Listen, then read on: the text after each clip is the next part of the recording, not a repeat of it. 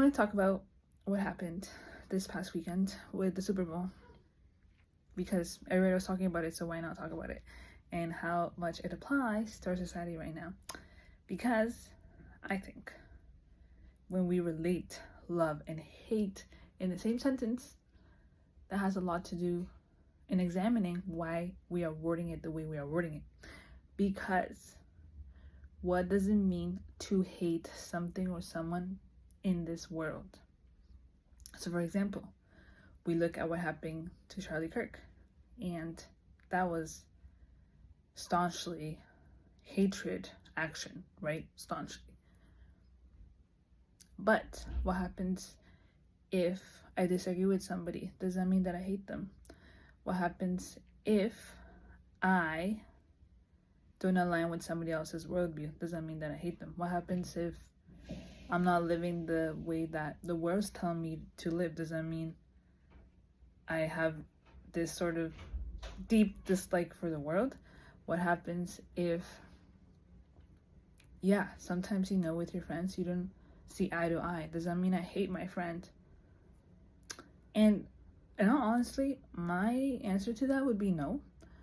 Like, if I disagree with my mom, for example, I'm still gonna love her. I disagree with her. Like, for example, we don't like the same pair of jeans. That doesn't mean she hates me. That means she loves me. Or she's telling me to be more organized, right? She's calling me to a higher standard. That doesn't mean she hates me. But in all seriousness, guys, and if I'm being very true, to be honest, I think to the standards of the world, if you tell somebody that you don't like something about them, or that they can improve something, or that they could have a better worldview upon different topics, insert any topic that you know of, or have argued over, or have even lost friends, have excluded other people because they don't agree with you on a certain topic. I'm not getting into the nitty-gritty of what topics, because you guys can just insert X or Y. Then we exclude people. So I guess I'm relating it back, because I'm saying, okay, if I'm saying that to love is to maybe will the good of the other, right? Maybe, honestly, if that was the sentence up on stage, to love is to will the good of the other, I would be happy. I would be like, yes, I agree with that. I love that. That makes so much sense. But right now we are saying that we're relating love and hate in the same word, but I want to know what love means to the world. I want to know what hate means to the world, because clearly they're so insignificant in the sense that, again, if I love you and if I really love you, like I want the best for you, I am going to challenge you. I'm probably going to tell you things you don't want to hear, but that doesn't mean that I hate you. Are you guys catching my drift?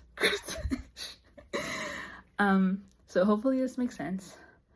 I guess on a little second little critical thought is that, the dancing.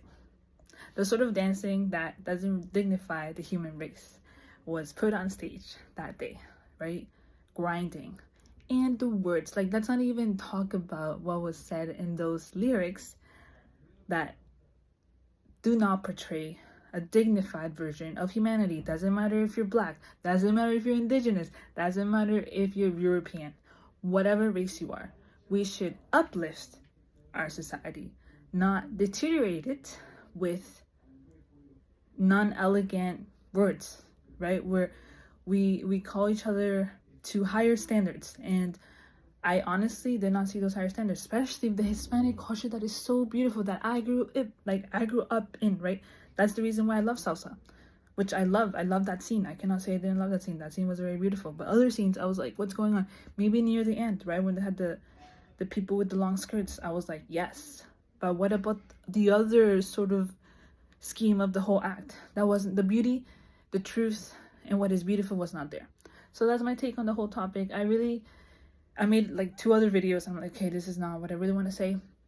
But again, to love somebody else is to will the good of the other. And if I disagree with you, doesn't mean I don't like you, doesn't mean I hate you. It means that I want the best for you. That's it. God bless you. And, okay, sorry, another tangent. It does take courage to find those friends, because we have friends that tell us what we want to hear, right? And then if they tell us what we don't want to hear, what happens? We get offended. And then what do? We exclude them. We're like, we don't even, we're like, hey, like, friend, like, why are you saying that? Like, do you care? Like, are you saying it because you want to build me up, or are you saying it because you would want to build me down? Because you can have these conversations, right? If we're mature, and if we don't let our emotions take over. Again, that's just my take on it. It could be your friend, it could be your coworker, it could be your parent, right? Talking through with your parents, talking through with your hubby, talking like the things that we say. Obviously, it depends if somebody is downgrading you, questioning you, or putting you down in that regard.